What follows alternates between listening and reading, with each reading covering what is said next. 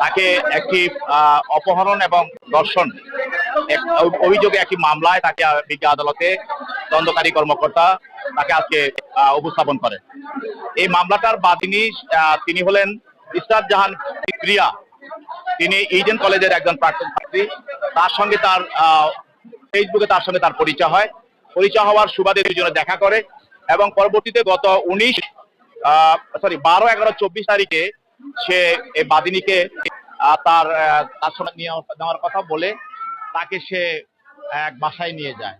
সেখানে তাকে দর্শন করে এবং এরপরে তাকে সেখানে তার ছবিগুলো সংগ্রহ করে। হ্যালো বন্ধুরা, ভাইরাল চ্যানেলে আপনাদেরকে স্বাগতম।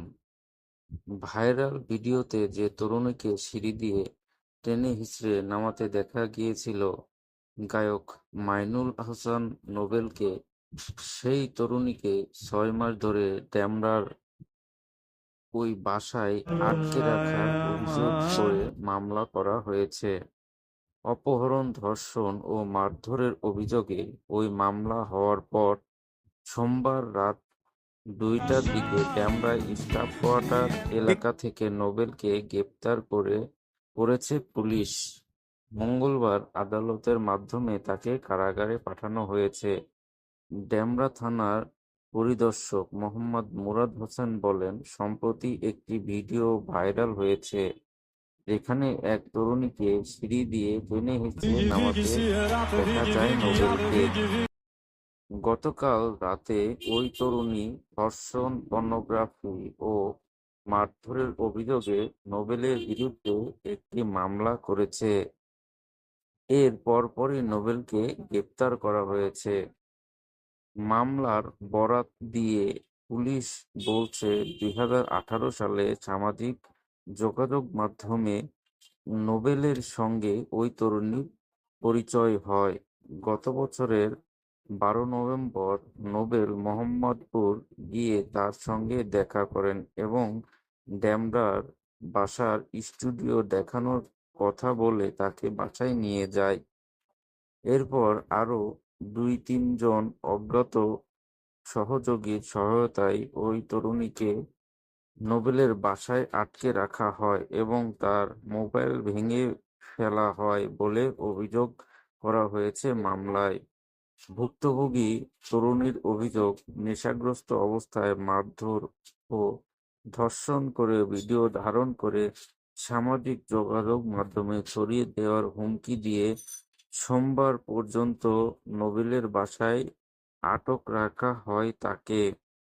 পুলিশ বলছে, ফেসবুকে ভুক্তভোগীকে মারধরের একটি ভিডিও ভাইরাল হলে পরিবার মেয়েটিকে চিনতে পেরে জাতীয় জরুরি সেবা নম্বর 999-এ ফোন করে।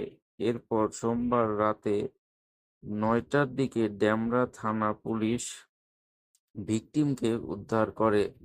পরে ওই তরুণী মামলা করলে নোবেলকে গ্রেপ্তার করা হয়। ফেসবুকে ছড়িয়ে পড়া ওই সিসিটিভি ভিডিওতে এক তরুণীকে মারধর করে হাত ধরে টেনে হিঁচড়ে সিঁড়ি দিয়ে নামিয়ে নিতে দেখা যায়। এ সময় কয়েকজন বাধা দিতে দেখা গেলেও নোবেলকে থামানো যায়নি। ডেমরা থানার পরিদর্শক মোহাম্মদ মুরাদ হোসেন বলেন, নোবেল দাবি করেছেন ওই তরুণী তার স্ত্রী। মৌখিকভাবে কলমা পড়ে তাকে বিয়ে করেছেন, কিন্তু বিয়ে সংক্রান্ত কোনো কাগজপত্র তিনি দেখাতে পারেননি। পরিদর্শক মুরাদ হোসেন মঙ্গলবার নোবেলকে আদালতে হাজির করে তাকে কারাগারে আটক রাখার আবেদন করেন। অন্যদিকে নোবেলের পক্ষে জামিনের আবেদন করেন তার আইনজীবী জসিম উদ্দিন। রাষ্ট্রপক্ষে ঢাকা মহানগর পাবলিক প্রসিকিউটর ওমর ফারুক জামিনের বিরোধিতা করে। শুনানি শেষে ঢাকা মহানগর হাকিম জিয়াউদ্দিন আহমেদ জামিন আবেদন নামঞ্জুর করেন। নোবেলকে কারাগারে পাঠানোর আদেশ দেন। মামলা বা গ্রেপ্তার অবশ্য নোবেলের জন্য নতুন নয়। সামাজিক যোগাযোগ মাধ্যমে বিতর্কিত পোস্ট, মাদকাসক্তি আর স্ত্রীকে নির্যাতনের মতো অভিযোগে বহুবার এই তরুণ গায়ক সংবাদের শিরোনাম হয়েছেন। অগ্রিম টাকা নিয়ে গান গাইতে না যাওয়ার অভিযোগে 2023 সালে 19শে মে ঢাকার মতিঝিল থানায় নোবেলের বিরুদ্ধে মামলা করেন সাফায়েত ইসলাম নামে এক ব্যক্তি। পরদিন গোয়েন্দা পুলিশ তাকে গ্রেপ্তার করে জিজ্ঞাসাবাদের জন্য আদালতের মাধ্যমে 1 দিনের হেফাজতে নেন। জিজ্ঞাসাবাদ শেষে আদালতে নেওয়ার পর জামিন পান নোবেল। 2019 সালে ভারতে জি বাংলা টিভির রিয়েলিটি শো সারেগামাপা-তে অংশ নিয়ে তৃতীয় হয়ে আলোচনায় আসেন নোবেল। তবে নানা কর্মকাণ্ডে তাকে বিতর্কিত বাড়তে থাকে। 2023 সালে 26শে এপ্রিল কুড়িগ্রামে গান পরিবেশনের সময় মঞ্চে নোবেলের অসংলগ্ন আচরণে ক্ষুব্ধ হয়ে জুতা ও পানির বোতল ছোড়ে দর্শক। আর তাতে পণ্ড হয় ফুলবাড়ী ডিগ্রি কলেজের 50তম পূর্তি ও সুবর্ণ জয়ন্তী উপলক্ষে আয়োজিত সাংস্কৃতিক অনুষ্ঠান।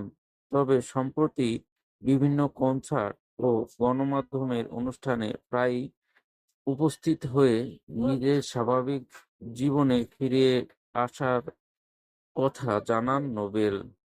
এর মধ্যেই নতুন অভিযোগে গ্রেপ্তার হয়ে তাকে জেলে যেতে হয়। ধন্যবাদ। ভিডিওটি ভালো লাগলে শেয়ার করতে ভুলবেন না এবং নতুন হয়ে থাকলে অবশ্যই চ্যানেলটি সাবস্ক্রাইব করবেন।